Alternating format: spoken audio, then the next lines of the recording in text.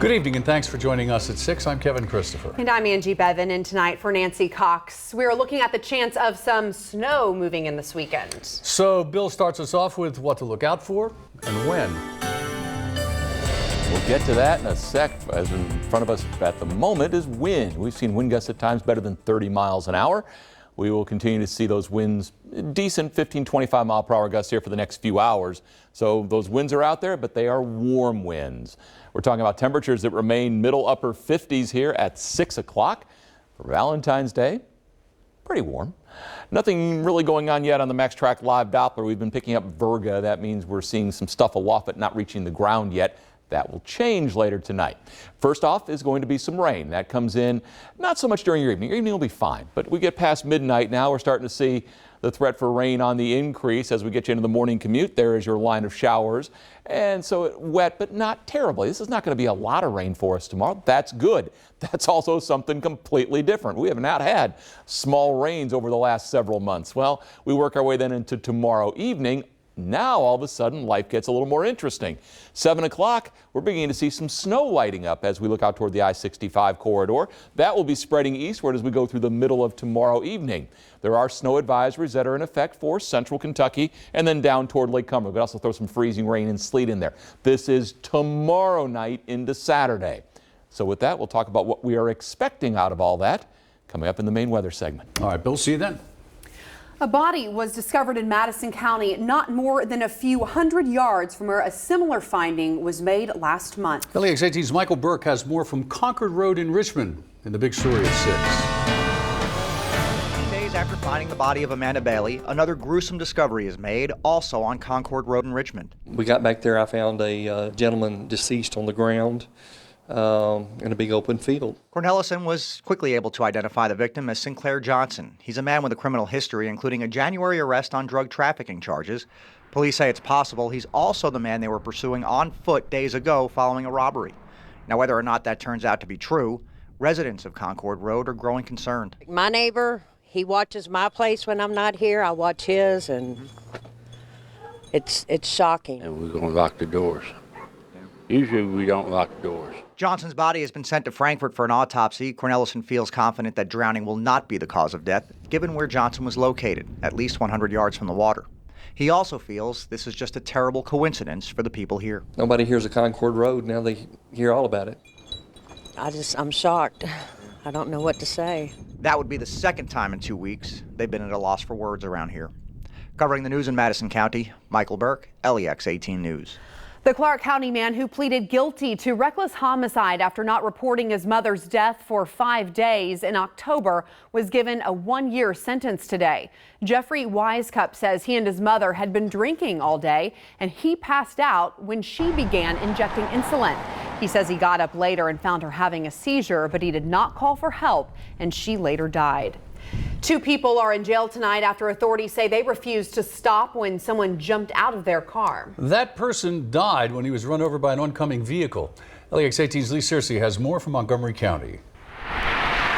US 60 is a busy 2-lane road in Mount Sterling. Wednesday evening, just before 7:30, the Montgomery County Sheriff says Quincy Johnson was riding in a vehicle with 2 other people when some sort of argument broke out.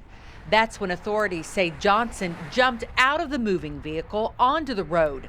Seconds later, one car swerved and missed him, but another one ran over Johnson. He died at UK Hospital. Sheriff David Charles tells us Alyssa Spellings was driving the vehicle Johnson was riding in and never stopped. Another passenger, Kenneth Markland, was also with Spellings and Johnson. The sheriff believes it didn't have to end this way. It's our opinion through the investigation. Had they stopped, some of this could have been avoided because traffic would have also had to stop and Mr. Johnson wouldn't have been struck by the third vehicle. So why didn't they stop? Sheriff Charles says Markland thought he had a misdemeanor warrant on him for stealing gas, but he didn't. Both are now charged with a felony of leaving the scene of an accident. Neither one of them wanted to talk to us from jail. Covering the news in Montgomery County, Lee Searcy, LEX 18 News. As friends and family of a Lexington teenager wait for answers in her death, they're pausing to remember her tonight at a vigil. This is a live picture from Charles Young Park, where the vigil just got underway. It's to honor 17-year-old Elisa Lucy Reed, who died last month, days after being shot at an apartment on Palumbo Drive. Lucy was a student at Frederick Douglass High School. Police have not made any arrests in the case, and we'll have more on this vigil later on LEX 18 News at 11. Lexington police are looking for the people who broke into someone's home and robbed them at gunpoint. It happened late last night at the Pine Brook Apartments on Tates Creek Road. Police say two men entered an apartment armed with a gun and demanded phones and computers from two people inside. Then they took off, but it's unclear whether they ran or drove away. We're told it looks like the robbers and victims know each other and no one was hurt.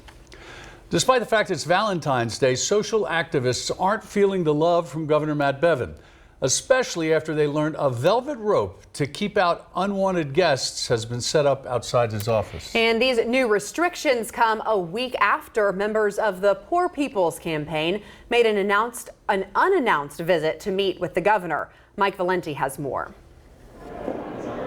This probably isn't how you enter the front door of your office, but staffers found themselves in the awkward position of hopping over this velvet rope set up yesterday, an odd sight that became fodder for political opponents. The Kentucky Democratic Party pounced, tweeting that Governor Bevin couldn't handle public input. A sign outside the office reads, "The limited access is due to high traffic during the legislative session." Well, the high volume of traffic is probably us. Arnold Farr and Jeremy Porter are on the state planning committee for the Kentucky Poor People's Campaign. They were among the 100 or so people who occupied the governor's office last week, demanding he address their concerns on poverty and other issues in the state. Eventually, they got their meeting. We would like for you to reenact that. Folks across the state were really pleasantly surprised that Governor Bevin did something right to open access to himself and to the Capitol, but this seems like a step back. And they say they're not surprised. Anti-poverty activists were denied access to the Capitol last summer. Farr says this is becoming a pattern. And it's an ongoing attempt to not just keep us out, but also to silence the voice of the people. Covering the news in Frankfort, Mike Valenti, LEX 18 News. We've made multiple requests for a comment to the governor's office, but we have not heard back. It is the first anniversary of the school shooting in Parkland, Florida that killed 17. It's been a little more than a year since the school shooting at Marshall County High School, where 2 students died. The question now is, how much have we grown and learned since these tragic events? Claire Kopsky sat down with a member of the school safety work group that has spent the last year listening.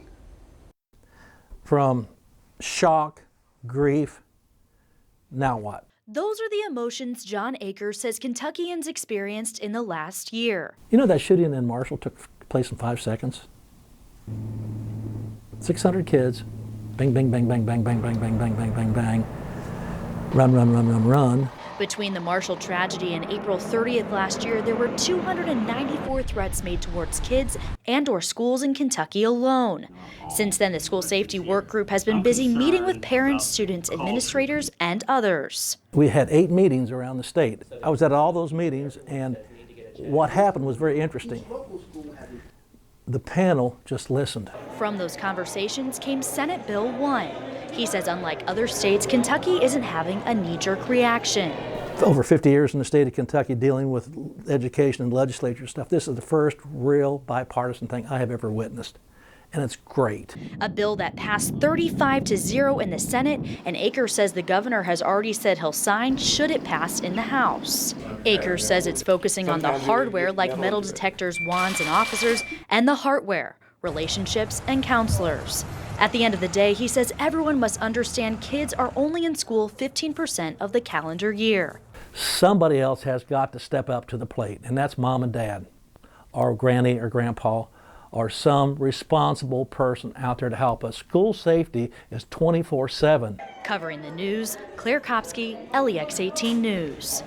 Akers also mentioned that Fayette County has become an example to districts across the country, passing the school tax, implementing metal detectors and wands, and boosting their counseling services. Still ahead in the age of technology, some people are springing for just online Valentine's Day cards to email to their sweethearts. But up next at 6, watch how the Lexington Public Library is offering an old-fashioned and perhaps more romantic approach.